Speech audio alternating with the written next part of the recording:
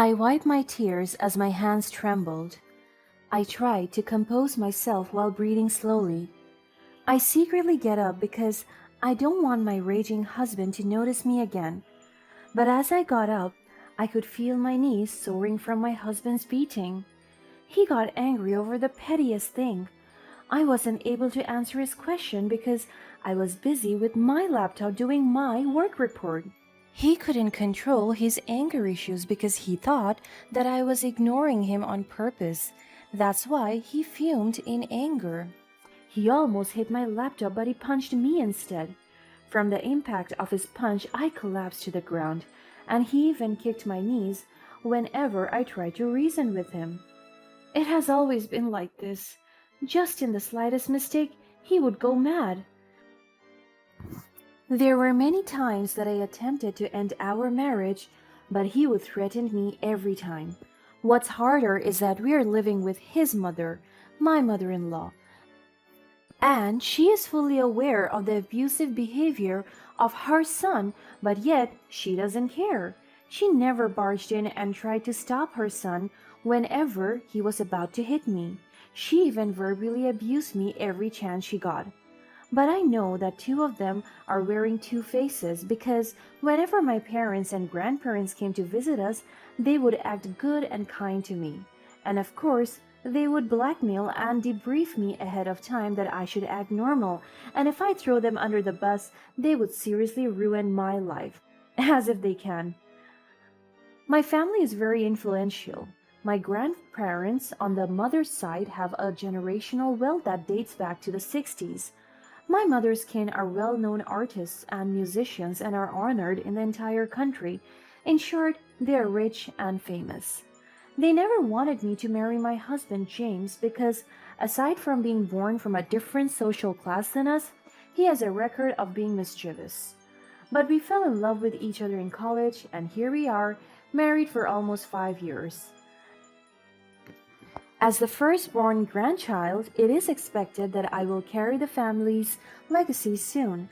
The weight of my inheritance had me almost suffocating, but I had learned to carry heavy burdens. But so much for that, let me introduce myself. I am Emma, and I am trapped in a nightmare of an abusive marriage. My life has been in a hellhole from the day I said I do on the altar.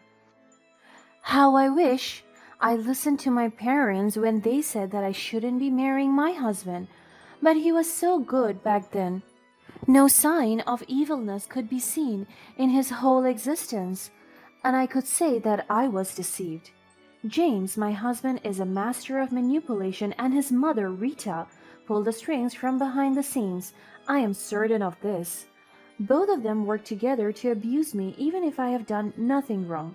They would constantly say that they were scammed into marrying me because I thought we would be rich once my son married you, but I was wrong. That's what I thought so too, Mother Tusk. Marrying her was the biggest mistake of my life. My husband said those words while looking straight into my eyes. I know they meant to use me for money, and I was nothing more than a pawn in their twisted game. From the early days of our marriage, James revealed his true colors. He would fly into uncontrollable rages or the slightest things, berating me with demeaning insults. Rita, his mother, always had a way of justifying his behavior, enabling his abuse and reinforcing his power over me. It is as if they are working as a team. They draw satisfaction in taunting and condemning me. It's not only physical abuse that they kept on poking at me, but also verbal abuse. Words like worthless, bitch, useless, ugly, and boring were some of the words that were already engraved in my mind. They often shout these words daily, and look at me right now, already immune to their cruelty and harshness. I recalled one particular evening when James's anger boiled over. I had accidentally spilled a glass of water on the carpet, and his reaction was nothing short of monstrous. He grabbed me by the arm and yanked me towards him, his face twisted with rage. Are you out of your mind, or are you just pure dumb and stupid? Please, it was an accident. The pain shot through my body as his grip tightened. leaving bruises that I would have to hide. There will be no accident if only you were mindful of your actions. You only have one job. He held my head and pushed it to the ground, directing it to the carpet.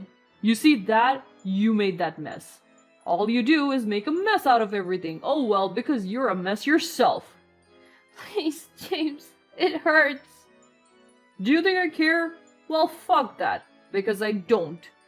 He let go of me and I was pushed down the soaking carpet, and my face was wet.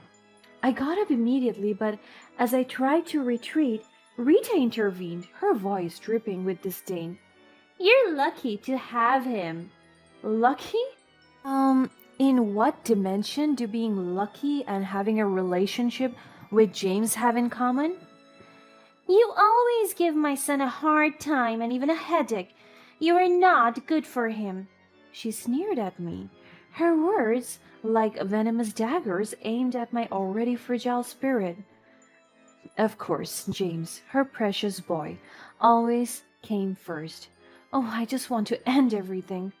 One day, as I was sitting in our backyard, I received a phone call from an unknown user. I was so surprised because I don't usually give off my phone number to random people, so I answered it. Hello? Emma, this is Mr. Spencer, your grandfather's lawyer. I'm sorry to inform you that your grandfather has passed away. I almost dropped my phone as I heard the news. My eyes welled up with tears and my voice trembled. Are you certain? I can't believe it. How did this happen? Shared memories of me and my grandfather came flashing back into my mind. The happy times and even the sad moments when I have to move out of the house because I chose to marry this monstrous husband of mine. I couldn't believe he was gone. Last month, he just visited me here in our house and was generous enough to lend me money for renovation. My ungrateful husband and mother-in-law kept on bragging about it to other people, telling them it was their money. There was a car accident. It was sudden and unexpected. I understand this is a difficult time for you. But I need to meet with you as soon as possible to discuss the details of your inheritance. As my eyes welled up out of disbelief, I remembered the wealth that I'm about to inherit. I know all along that someday I'm going to take over my grandfather's legacy and money. Yes, of course. I will be at your office tomorrow morning. As much as I don't want to discuss inheritance during these trying times, it is necessary and urgent to have the inheritance transferred to me immediately because it is in my grandfather's will. That's fine, Emma. Take your time. We can arrange everything when you're ready. But there is something that you need to know. That's why I'm insisting our meeting be urgent. I know you still have to mourn for your loss, but if only you can spare a little of your time, please do. And yes, I agreed with him. I don't know what we are going to talk about, but I know that is very important, and I don't want to waste time. We exchanged a few more pleasantries before hanging up. I took a deep breath, trying to process the news. As I gazed into the distance, a flicker of determination replaced my initial sorrow. I never expected this, but maybe, just maybe, this is my chance to change everything. The facade of my submissive role in this wretched household began to crumble after my inheritance. The news of my grandfather's passing reached my husband and mother-in-law. They were so shocked, even if they were faking it, at least I could sense the genuineness. They planned on sending flowers and visiting for the funeral service. I didn't listen to their conversation because I was busy packing, and for all I know, all of it is just an act, as if they truly care. They're only after my inheritance. James and Rita sensed the opportunity to exploit my newfound wealth, and I wasn't wrong at all. Suddenly, their treatment towards me underwent an alarming transformation. They showered me with fake affection, attempting to mask their true intentions. When we were at my grandfather's wake, they talked to my family with real concern about me. My mother-in-law told them how much she values me as her daughter-in-law, and that she was so grateful that her son married me. Oh God, save me from all this fakeness. My husband even tried to do skinship with me. He kept on holding my hand and wrapping his arms around my shoulders, showing my family how close and loving we are. But my reactions and body languages say otherwise. Oh, I just want to get out of this hellhole. And I wasn't fooled. Beneath their faint kindness, I sensed their greed and manipulation. Their sudden change only served to confirm my suspicions that they were only after my money. Just like the vultures circling their prey, I became determined to uncover the truth to expose their vile scheme. The next morning, my grandfather was still laid at the funeral house, but I took the time to talk to his lawyer. As soon as I came to the lawyer's office, he sat down with me and directly told me the truth. Emma, I need to discuss something important with you regarding your inheritance. Your grandfather left behind a letter specifically addressed to you. My eyes widened with anticipation, my hands gripping the edge of the chair. What does the letter say, Mr. Spencer? Mr. Spencer retrieved a sealed envelope from his desk and handed it to me. Your grandfather suspected something wasn't right about your marriage. He had his doubts and decided to investigate further. My heart pounded in my chest like crazy as I carefully opened the envelope, revealing a handwritten letter inside. My eyes started to form tears as I saw my grandfather's handwriting. He has always been so effortful in showing that he cared for me. I read it silently and my face transitioned from confusion to shock. This can't be true. I'm afraid it is, Emma. Your grandfather discovered evidence that your marriage to James was forged, a ploy to gain access to your inheritance. He wanted to protect you even in his grave. And finally my tears welled up down my cheeks, a mix of heartbreak and anger. My voice cracked as I held back my tears from falling. I never imagined. I thought James loved me. Even before our marriage. I know he changed the moment we tied the knot, but I thought his intentions were real and pure when he was still courting me. And Rita, his mother, they both seemed so genuine back then, but this explains why they hated me so much and they hurt me physically and verbally. I understand. This is difficult to accept, Emma. But your grandfather wanted you to know the truth and use the money to escape that trap. But wait a minute, are they mistreating you? Mr. Spencer's tone was full of disbelief. I took a deep breath and nodded.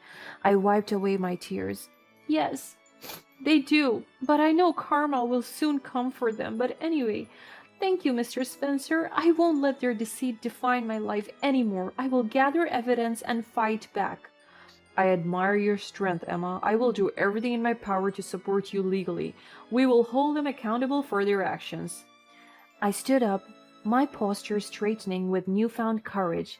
I won't let them win. I will protect myself and my grandfather's legacy. They will pay for what they have done. Mr. Spencer nodded with a sense of admiration in his eyes. You have my full support, Emma. We will ensure that justice prevails. I left his office. My resolve is firm, and my steps were filled with purpose. I am determined to uncover the truth, gather evidence against James and Rita, and reclaim my life from the web of deceit. The next day, my grandfather was finally put to rest, and in 30 days, all his inheritance will be transferred to my name and rights.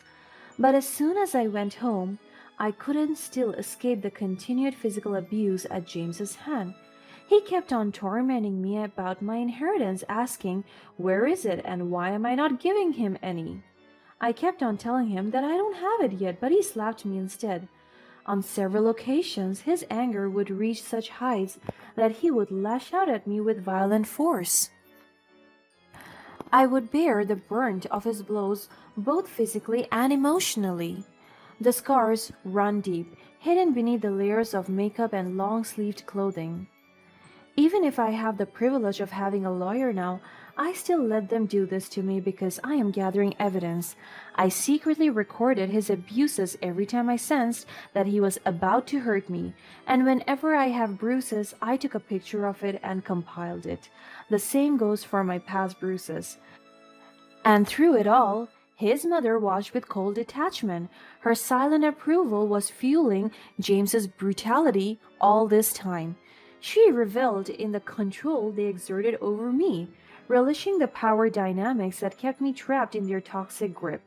Determined to break free from this cycle of abuse, I devised a plan to gather evidence against James and Rita. I had to be discreet, careful not to arouse their suspicions. I sought the help of a private investigator, secretly documenting their conversations and capturing their true intentions on hidden recordings. As I continued my undercover mission, the abuse from James escalated. His once controlled fury turned into a terrifying storm that raged within our home. I would cower in fear as his fists found their mark, the pain radiating through every inch of my body. But with each blow, I grew more resolute.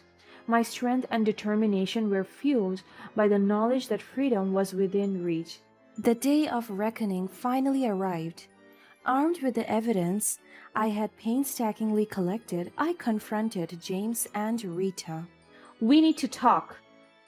I stood tall before them, holding a folder of evidence in my hands. James and Rita exchanged uneasy glances, clearly taken aback by my newfound strength. But after a second, they just smirked at me and mocked me for acting so brave. Enough is enough, James and Rita. I know the truth about our marriage. It was all a sham, a means for you both to get your hands on my inheritance. My husband laughed, mocking me. What are you talking about, Emma? You're overreacting. I opened the folder in front of them, revealing the fabricated marriage documents. I have evidence, James. The forged documents, the secret conversations, everything. I can take this to court and expose your lies. My mother-in-law's face went pale as her eyes darted around nervously. Emma, please, we didn't mean any harm. We just wanted what was best for you. Best for me?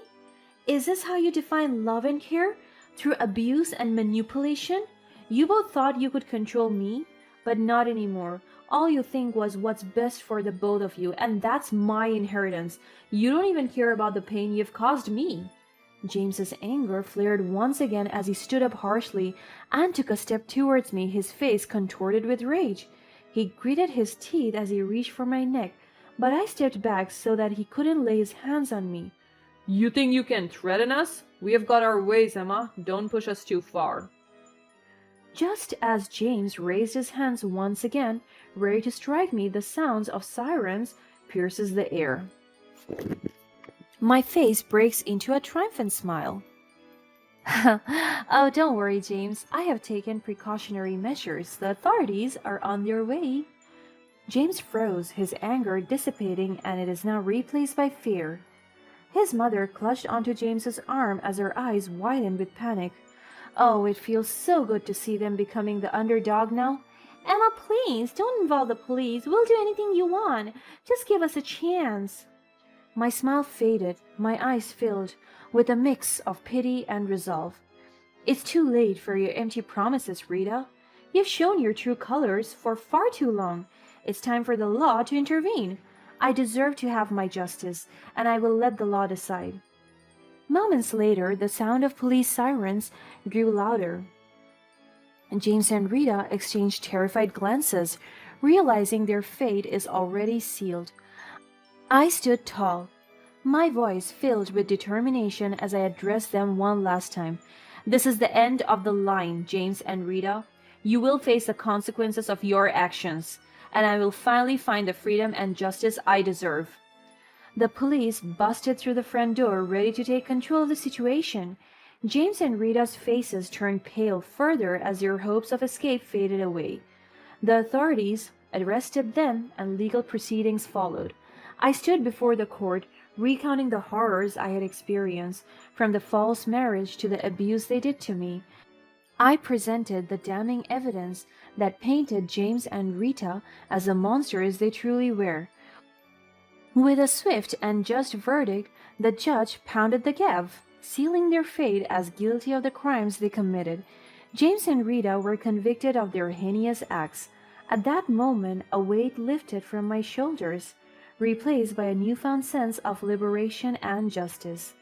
As the courtroom emptied, I stood there no longer a victim, but a survivor.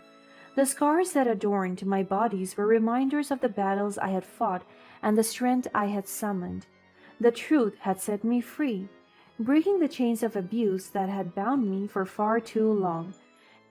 Embracing my inheritance, I used the wealth to rebuild my life, far away from the shadows of abuse and manipulation. On top of that, I decided to work on myself, to heal and grow.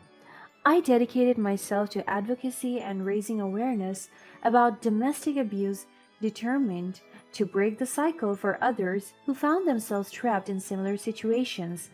And this to me is the greatest revenge against their abuse and manipulation, to be happy and content.